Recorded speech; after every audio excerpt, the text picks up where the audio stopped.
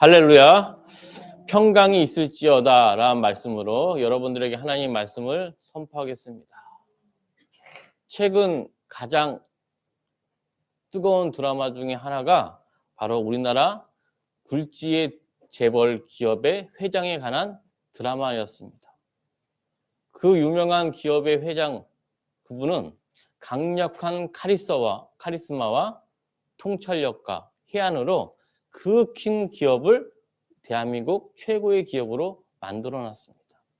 얼마나 그분의 위엄이 강력한지 직원 수만 명이 그분의 눈동자 하나 쳐다보지 못했고 자기 장자 역시도 너무나 강력한 카리스마 때문에 그 사람을 감히 쳐다보지 못했습니다. 그러나 그 드라마 마지막에 가면 그 강력한 카리스마로 가득 찬 그 주인공 회장이 했던 말은 무엇이냐? 나 무섭다 라는 말이었습니다. 세상의 영광과 세상의 존귀와 세상의 모든 걸 가졌지만 그가 마지막에 한 말은 무엇이냐? 나 무섭다 라고 말하고 있습니다. 여러분들이 집에 가셔서 성경의 두려움에 관한 구절을 찾게 되면 성경의 66권 중에서 무려 400번 이상이 두려움에 관한 구절입니다. 몇 번이라고요? 400번이나. 구약에서는 300회, 신약에서 100회, 총 400회에 걸쳐서 두려움에 관한 구절로 가득 차 있습니다. 왜 그럴까요? 우리가 인생의 시작이 두려움으로 시작하고 인생의 끝이 두려움으로 끝나는 것이 바로 우리 인생이기 때문입니다. 성경에서 가장 첫 번째로 두려움을 맛봤던 사람은 누구입니까? 우리 한번 찾아보겠습니다. 창세기 3장 8절에서 10절에서 우리 인류가 처음으로 두려움을 맞닥뜨리는 장면이 등장을 합니다. 창세기 3장 8절에서 10절 말씀. 찾으셨습니까? 창세기 3장 8절에서 10절 말씀 다 같이 봉독하겠습니다. 그들이 그날 바람이 불 때 동산에 거니시는 여호와 하나님의 소리를 듣고 아담과 그의 아내가 여호와 하나님이 낯을 피하여 동산 나무 사이에 숨은지라. 여호와 하나님이 아담을 부르시며 그에게 이르되 내가 어디 있느냐? 이르되 내가 동산에서 하나님의 소리를 듣고 내가 벗었으므로 두려워하여 숨었나이다. 에덴 동산에서 하나님과 완전한 교제에서 날마다 은혜와 평안을 누리던 아담과 하와가 선악과를 먹고 난 이후에 어떤 일이 벌어졌냐? 하나님과의 관계가 금이 나기 시작했습니다. 하나님과의 관계가 틀어질 때 그들이 느꼈던 건 무엇이냐? 하나님의 사랑 안에서 있던 평강이 아니라 바로 두려움이었습니다. 날마다 하나님과 대면하여 이야기를 나눴던 아담이 하나님의 소리를 듣자마자 동산 나무 사이에 숨으면서 고백했던 말이 무엇이냐? 내가 주님을 두려워합니다. 이때부터 우리 인류는 두려움이라는 공간에서 벗어날 수가 없었습니다. 두려움이라는 공간의 근본적인 원인은 무엇이냐? 바로 하나님의 관계에서 금이 났을 때 두려움이 생겼습니다. 인간이 두려움을 갖게 된 근본 이유는 뭐냐? 하나님의 관계가 온전하지 않을 때 두려움이 나타날 수밖에 없습니다. 우리가 교회 생활, 신앙 생활도 마찬가지입니다. 뜨겁게 하나님과 교제하고 열심히 주님과 사랑을 나눌 때 두려움이 존재하지 않지만 신앙 생활이 열기가 끊어지고 주님과의 관계가 멀어질 때 그리고 교회를 떠날 때 가장 느끼는 마음의 병은 무엇이냐? 바로 두려움입니다. 두 번째, 두려움에 느꼈던 사람을 한 번 더 찾아보겠습니다. 사무엘상 28장 5절에서 7절 말씀입니다. 이 두 번째, 하나님의 관계가 완전히 절단난 뒤에 느끼는 두려움의 인물이 등장을 합니다. 우리 한번 보겠습니다. 사무엘상 28장 5절에서 7절 말씀. 찾으셨습니까? 사무엘상 28장 5절에서 7절 말씀.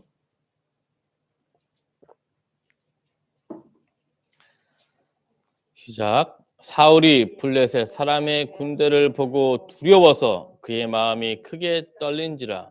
사울이 여호와께 묻자오되 여호와께서 꿈으로도 우림으로도 선지자로도 그에게 대답하지 아니하시므로 사울이 그의 신하들에게 이르되 나를 위하여 신접한 여인을 찾으라. 내가 그리러 가서 그에게 물으리라 하니 그의 신하들이 그에게 이르되 보소서 엔돌에 신접한 여인이 있나이다.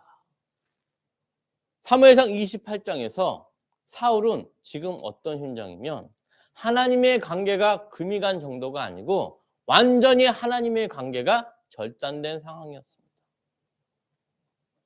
하나님의 관계가 아예 돌이킬 수 없는 상황까지 이뤘기 때문에 그에게 임했던 것은 무엇이냐?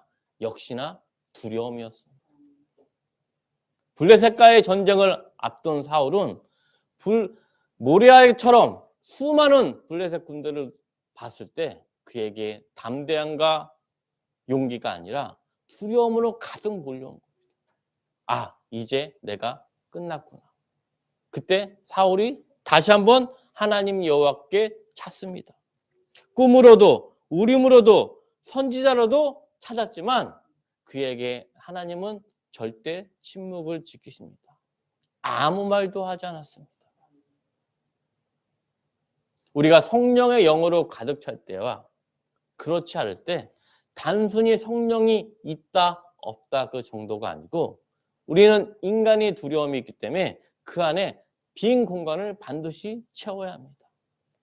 사울의 영적인 빈 공간을 성령으로 채우지 않으니까 그에게 채운 공간은 무엇입니까? 바로 신접한 여인을 통해서 악령으로 채우는 것이 바로 사울이었습니다. 하나님과의 관계가 두려움으로 이뤘을 때 성령이 가득 차지 않으면 그 안에 악령이 가득 차진다는 바로 메시지입니다. 사울이 이러한 비참한 종말의 근본적인 원인은 뭐냐? 바로 하나님의 관계가 완전히 무너졌을 때 그 안에 이루 말할 수 없는 두려움이 몰려오고 그게 바로 사울의 비참한 결말의 예고편이었습니다. 또 오늘 본문에서 등장하는 또 두려움에 가득 찬 사람이 또 등장을 합니다. 우리 한번 본문 읽어보겠습니다. 요한복음 20장 19절 말씀. 똑같이 두려움에 가득 찬 사람이 등장을 합니다. 우리 한번 보겠습니다. 요한복음 20장 19절 말씀.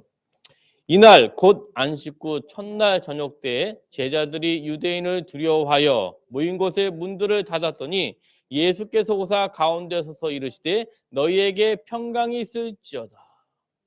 예수님이 부활하신 이후에 첫 번째로 만난 사람은 바로 20장 초반에 있던 막달라 마리아였습니다. 그 이후에 예수님은 누굴 찾아갔냐? 자기가 제일 사랑하는 예수님의 제자들에게 예수님이 찾아갑니다. 그때 예수님의 제자들은 어떤 상황이었냐? 저녁 때 제자들이 누굴 두려워합니까? 유대인들을 두려워하여 집 안에 있는 문들은 다 잠그는 거예요. 2중, 3중, 4중으로 모든 문을 잠그면서 그 두려움에서 벗어나고자 했습니다. 아무리 그들의 모든 문을 잠근다 해들 그들이 두려움에서 벗어났습니까? 두려워서 벌벌 떨었습니까? 두려워서 벌벌 떨었습니다. 제가 서두에 얘기했던 두려움에서 벌벌 떨었던 사람은 예수님의 제자뿐만 아니라 우리의 태초의 시작이었던 아담, 그 다음에 구약에서 가장 저주받았던 사울, 그리고 세 번째로 등장하는 예수님 제자 역시도 두려움에 발발 떨었습니다. 왜? 인생에서 가장 큰 두려움은 뭐냐? 바로 생명의 보존에 대한 두려움이기 때문에. 자기의 생명의 보존에 관한 두려움보다 더 큰 두려움은 없습니다. 여러분들이 지금 똑같은 상황에서 내일 병원에 가서 여러분들에게 의사가 말하길 이제 살 날이 얼마 안 남았습니다. 이 한마디의 말을 듣자마자 여러분들은 똑같은 환경이 정반대 방향으로 가는 걸 알 수가 있습니다. 왜? 내 안에 생명에 대한 두려움이 두려움 중에서도 가장 큰 두려움이기 때문입니다. 이런 상황에서 예수님이 제자들에게 무엇이라고 합니까? 너희에게 평강이 있을지어다. 아담과 사울과 대비적으로 예수님이 제자들에게 찾아와서 그들에게 했던 말은 무엇이냐? 너희에게 평강이 있을지어다. 너희에게 평강이 있을지어다 라는 말을 예수님이 제자들에게 한 번만 말한 것이 아니라 요한복음 20장 19절, 21절, 26절 총 3회에 걸쳐서 뭐라 그러냐? 예수님이 너희에게 평강이 있을지어다 라고 말합니다. 두려움과 정반대편에 있는 말은 뭐냐? 바로 샬롬, 평강입니다. 세상 사람들은 두려움을 잊기 위해서 술을 먹거나 아니면 유흥을 하거나 더 나아가서 마약을 하는 사람까지 있습니다. 그러나 세상에 줄 수 있는 기쁨은 잠시 찰나뿐입니다.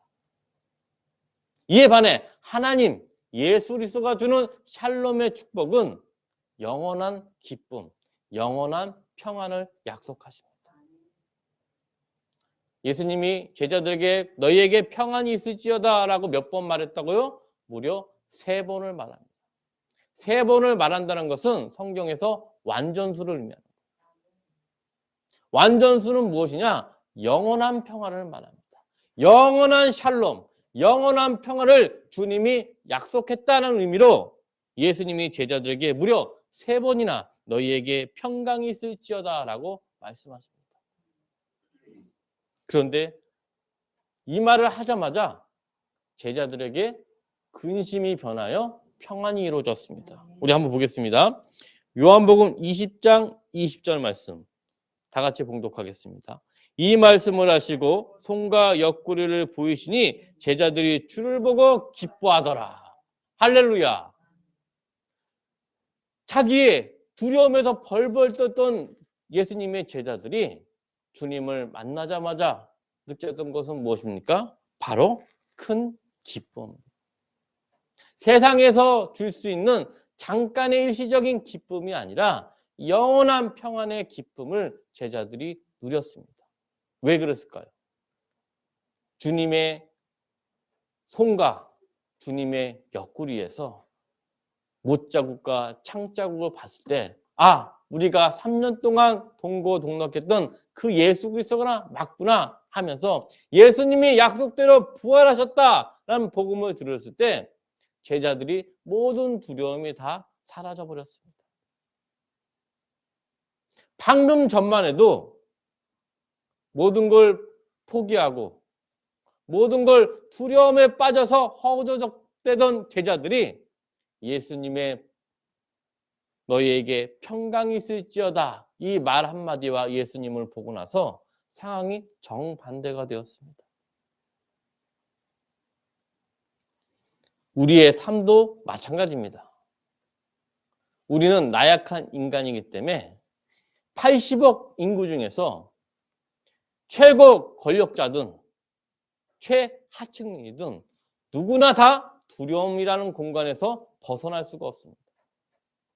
두려움이라는 공간에 벗어나기 위해서 인간적인 방법과 세상의 악령을 사용한다고 해도 그 두려움이라는 공간에서 벗어날 수 없습니다. 두려움이라는 존재에서 벗어날 수 있는 방법은 뭐냐? 오직 주님의 평강을 누릴 때 두려움에서 해방될 수 있습니다. 그게 바로 우리 그리스도의 복음입니다.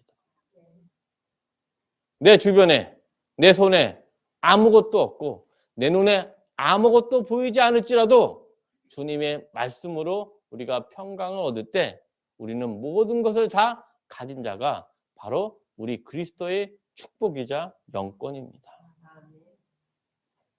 예수님이 20장에서 3번이나 말합니다. 너희에게 평강이 있을지어다. 그런데 예수님의 제자 중에서 하필 이때 이 모임에 참석하지 않은 사람이 있었습니다. 누구입니까? 바로 도마였습니다. 도마를 제외하고 나머지 제자들은 주님의 부활의 기쁨과 평화를 누렸는데 꼭 한 명씩 이렇게 청개구리 같은 사람이 꼭 있어요. 도마에게 나머지 제자들이 말했습니다. 예수님이 부활하시고 예수님이 우리에게 오셔서 샬롬, 평강의 축복을 주셨다라고 말했을 때 도마가 말합니다. 내가 그의 손의 못자국을 보며 내 손가락을 그 못자국에 넣으며 내 손을 그 옆구리에 넣어 보지 않고는 믿지 아니하겠노라. 내가 주님의 손과 주님의 옆구리를 내 눈으로 직접 보고 내가 직접 만지지 않으면 내가 결코 믿지 아니한다라고 도마가 말합니다. 도마 같은 사람이 많겠습니까? 나머지 제자들이 더 많겠습니까? 세상에는 도마 같은 사람들이 훨씬 많습니다. 예수님을 내 눈앞에 지금 보여달라. 예수님을 나와 얘기하게 달라. 그러면 내가 교회에 나가리라. 내 주님을 영접하리라. 나에게 눈에 보여달라는 것이 바로 우리 인간의 삶입니다. 인간은 눈에 보이지 않는 것보다 눈에 보이는 것을 더 중요시합니다. 옛말에 무슨 말이 있죠? 보이는 것이 진리다라는 말이 있듯이 너무나도 당연한 보이는 진리이지만 제일 중요한 게 뭐냐? 하나님 안에서의 진리는 무엇이냐? 눈에 보이지 않는 진리가 바로 핵심입니다. 그리고 잠시 뒤에 예수님이 도마에게 나타나십니다. 어떻게 나타나시냐? 우리 20장 26절 말씀 우리 다 같이 봉독하겠습니다. 요한복음 20장 26절 말씀 시작.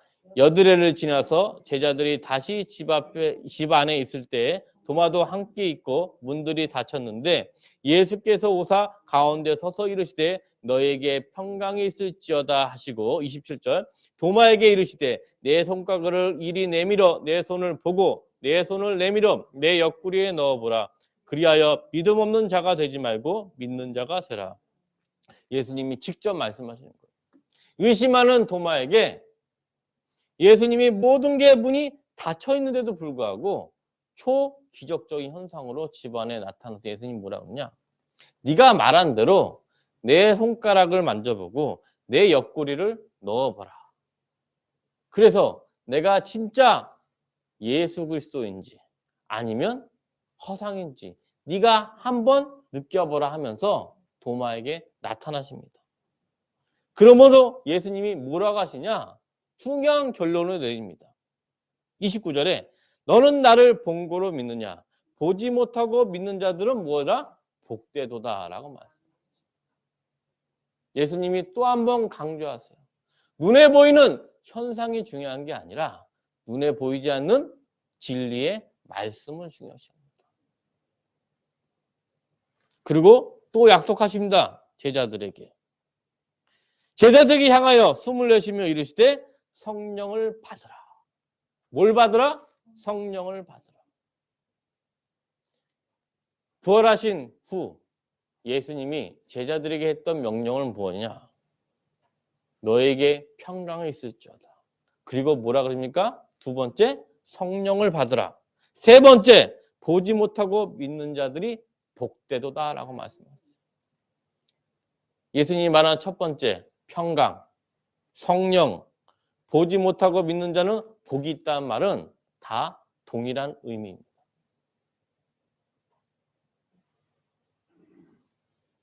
예수 그리스도가 성육신하기 전에 예수 그리스도는 무엇이었습니까? 바로 말씀이었습니다. 말씀, 로고스가 예수님이 성육신하기 전의 모습입니다. 눈에 보이는 예수 그리스도 이전에 뭐가 있었냐? 태초에 말씀이 있었습니다. 뭐가 있었다고요? 태초에 말씀이 있었다. 우리 한번 찾아보겠습니다. 요한복음 1장 1절 말씀 성육신 하기 전 예수님이 어떤 존재였는가 나옵니다. 요한복음 1장 1절 말씀을 여러분들이 마음에 와닿아야지 예수님이 말한 평강과 성령과 그리고 복음에 대해서 깨달을 수가 있습니다. 요한복음 1장 1절 시작. 태초에 말씀이 계시니라. 이 말씀이 하나님과 함께 계셨으며 이 말씀은 곧 하나님이시라. 예수님의 성육신 하기 전에 예수님은 말씀 곧 로고스였습니다. 뭐라고요? 로고스. 요즘 교회 이름 중에 무슨 교회가 많냐? 로고스 교회가 많더라고. 로고스. 굳이 교회 안에뿐만 아니라 사회에서도 로고스 수학, 로고스 영어, 로고스 교회, 로고스라는 명사가 일반적인 현상이 됐습니다. 그런데 대부분의 사람들이 모르는 게 있어요. 로고스는 예수님이 성육신하기 있던 존재가 바로 로고스 말씀입니다. 세상이 무엇으로 지어졌습니까? 세상은 말씀으로 지어졌습니다. 구약시대에 많은 사람들이 하나님께 돌아온 건 무엇으로 통해서 돌아왔냐면 주님의 말씀으로 돌아왔어요. 주님의 말씀이 선지자나 제사장에게 선포됐을 때 주님의 관계가 깨진 이스라엘 사람들이 말씀으로 돌아왔을 때 무엇을 느꼈느냐? 샬롬의 평화를 누렸습니다. 오늘 등장했던 요한복음 20장에서 제자들이 두려움에 쌓였던 근본 이유는 무엇이냐? 주님과의 관계가 금이 났기 때문에. 주님과의 관계가 온전치 않을 때 제자들에게 온 건 뭐냐? 바로 두려움이었습니다. 제자들이 평안을 누릴 때는 언제였습니까? 주님과의 관계가 회복이 됐을 때. 주님과의 관계가 회복이 됐을 때 그들의 두려움이 변하여 뭐가 되었습니까? 샬롬, 평강이 되었습니다. 이 원리가 제자들만 해당되는 게 아니라 우리 가운데 그리스도의 자녀들 모두가 다 해당이 됩니다. 제가 서두에 말한 것처럼 그 드라마에서 그 강력한 카리스마를 가진 회장이 마지막 했던 말은 뭐라고요? 나 무섭다. 그 회장만 말년에 무섭다라고 말하겠습니까? 80억 있는 모든 인류가 다 무섭다라고 고백합니다. 왜? 근본 원인은 하나님과의 관계가 온전치 않기 때문에. 우리가 하나님의 평화를 누리기 위한 제일 근본적 이유는 무엇이냐? 바로 하나님과의 관계가 회복이 되었을 때 우리 가운데 샬롬의 영광이 있고, 그렇게 위해서 예수님이 오늘 3번이나 너희에게 평강이 있을지어다. 너에게 평강이 있을지어다 말은 무엇이냐? 하나님과의 관계를 회복해라. 하나님과의 관계를 회복될 때 우리에게 하나님의 임재 증거가 무엇이냐? 바로 평안입니다. 오늘 때로는 많은 사람들이 도마처럼 주님을 내 앞에 보여달라. 그리하면 내가 믿겠나이다 라고 말합니다. 그러나 주님이 반드시 임재의 체험을 약속하는 원리가 시편 107편에 정확히 있습니다. 우리 한번 보겠습니다. 시편 107편 19절부터 20절 말씀. 이 의미를 알았을 때 너에게 평강이 있을지어다. 성령과 복음의 모든 원리가 하나로 압축됩니다. 우리 한번 보겠습니다. 시편 107편 19절 20절 말씀. 시편 107편 19절에서 20절 말씀. 찾으셨습니까? 이에 그들이 그들의 고통 때문에 여호와께 부르짖으매 그가 그들의 고통에서 그들을 구원하시되 그가 그의 말씀을 보내어 그들을 고치시고 위험한 지경에서 건지시는도다. 많은 사람들이 고통 때문에 두려움에 가득 차고 모든 게 무너질 때 무엇을 부릅니까? 주님 도와주십시오. 주님 도와주십시오 하고 부르짖을 때 주님이 어떤 역사를 하냐? 그가 그의 말씀을 보내어 그들을 고치시고. 뭘 보냈다고요? 그의 말씀. 이게 바로 히브리어로 다바르, 헬라어로 로고스예요. 주님이 우리에게 응답하시고 주님이 살아있다고 확신을 주시는 건 뭐냐? 안전뱅이가 일어나고 맹인이 눈 뜨고 귀머거리가 소리를 듣게 되는 기적이 아니라 바로 주님의 말씀이 모든 것의 근본이라는 것입니다. 왜? 하나님이 약속하셨어요. 시편에서. 하나님이 하나님의 말씀을 보내어 그들의 울부짖음을 고치시고 위험한 지경에서 건져낸다고 약속하셨습니다. 그때 우리 안에 뭐가 있습니까? 하나님의 평강과 성령과 주님의 복음이 하나가 됩니다. 그러기 위해서 하나님의 평강을 얻기 위해서 우리 안에 반드시 있어야 될 거 뭐냐? 내 마음에 성령님이 꼭 계셔야 돼요.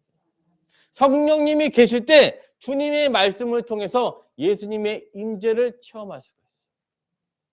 사람들이 도마처럼 예수님의 손과 예수님의 옆구리를 만질 때 체험하는 게 아니라 주님의 자녀가 내 안에 예수님이 있다는 걸 체험하는 건 뭐냐? 성령을 통해서 주님의 말씀이 내 안에 살아있다는 걸 느낄 때 바로 우리 안에 주님의 평강이 넘칠 줄 믿습니다. 할렐루야. 이게 바로 복음의 정수입니다. 예수님이 십자가에 돌아가시기 며칠 전 빌립이 예수님께 소원을 부탁합니다. 뭐라고 소원을 묻냐? 주님, 저에게 하나님을 보여주옵소서. 그때 예수님이 호통을 칩니다. 빌립. 나를 보는 것이 누구를 본 거라고요? 하나님을 보는 거예요. 똑같이 여러분들이 그런 거예요. 주님, 내 눈앞에 예수 그리스도를 나타나게 해주셨어요. 그때 예수님이 여기에 말씀하실 거예요. 나의 말씀, 성경 말씀을 보는 것이 바로 주님을 보는 것이다. 이해되셨습니까? 우리가 하나님의 임재를 체험하는 게 산에서 불이 떨어지고 바다가 갈라져서 홍해 바다가 바닥이 되는 게 하나님의 임재가 다가 아니라 하나님의 임재를 근본적으로 체험하는 건 무엇이냐? 주님의 말씀을 통해서 우리를 치료하신다는 게 바로 성경의 핵심입니다. 주님의 말씀을 통해서 우리가 회복되는 것이 바로 우리에게 평강이 있을지어다 라는 말은 예수님의 본질적 의미입니다. 우리가 이 의미를 모르면 눈에 보이는 현상을 보고 실망할 수가 있어요. 인간은 하나님의 섭리를 보기보단 내 눈앞에 있는 현상만 보려고 해요. 이 자리에 하나님의 영을 보는 게 아니고 이 자리에 가득 찬 빈자리만 눈에 보일 때 그 안에 뭐가 들어오냐? 악령이 지배를 해요. 성령이 없으면 성령이 없다는 것에서 끝내는 게 아니라 그 안에 사울처럼 악령이 들어가서 사단에 놀아날 수가 있어요. 왜? 눈에 보이는 빈자리만 보이고 이 안에 가득 찬 하나님의 말씀, 로고스를 보지 못하기 때문입니다. 그런 사람은 결코 마지막 신앙의 사명을 완수할 수가 없어요. 사울이 처음에는 하나님과 동행했지만 끝내 악령으로 가서 신접한 여인과 가서 비참한 종말을 맞았던 건 무엇이냐? 눈에 보이지 않는 하나님의 섭리를 본 게 아니라 눈에 보이는 현상을 봤기 때문입니다. 하나님은 시편 107편에서 분명히 약속하셨습니다. 하나님의 임재를 느끼는 것은 눈에 보이는 불덩이와 눈에 보이는 현상이 아니라 주님의 말씀을 음미하고 성령을 통해서 느낄 때 주님의 임재를 여러분들이 체험할 수가 있습니다.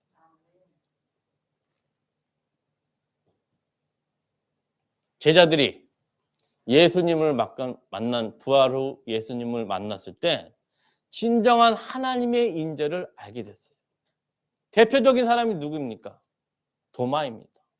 이 도마가 10명의 제자들이 주님이 이 자리에 나타나서 주님의 손과 옆구리에 못자국과 창자국을 우리에 만나고 고백을 했을 때 도마가 그렇게 강력히 부인했던 도마가 주님을 체험한 다음에 마지막 인도까지 가서 주님의 말씀을 전하다가 순교를 했습니다.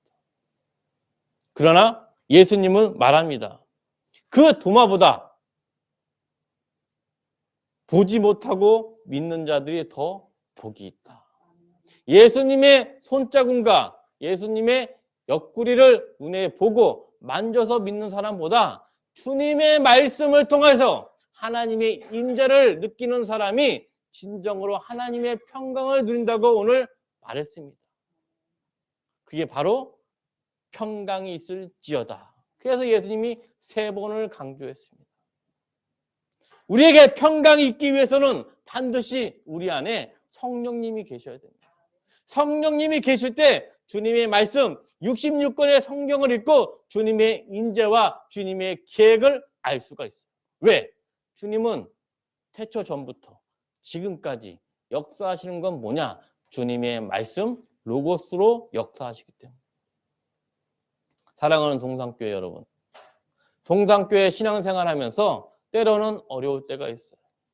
때로는 추운 겨울처럼 동산교회가 어려울 때가 있지만 여러분, 하나님의 관계에서 벗어나게 되면 잠시나마 육적으로 편안할지 모르지만 그 안에 반드시 강력한 두려움이 몰려옵니다.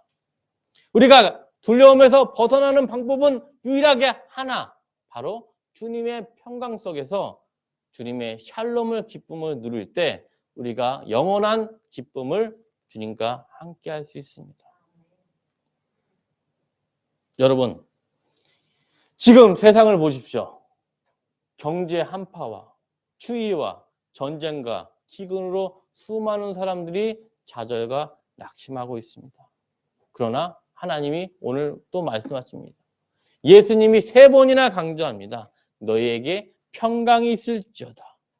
이 기쁨을 누리게 되면 모든 것에 감사할 수가 있어요. 내 손 안에 아무것도 잡히지 않고 내 귀에 들리지 않을지라도 내가 성경을 보는 눈과 기도할 수 있는 입이 있으면 여러분들은 여전히 희망과 복음이 있습니다. 성경을 보는 눈과 기도할 수 있는 입만 있다면 여러분들은 하나님의 놀라운 계획과 성취를 이 눈앞에 볼 수 있습니다. 그게 바로 하나님의 자녀, 복음의 축복입니다.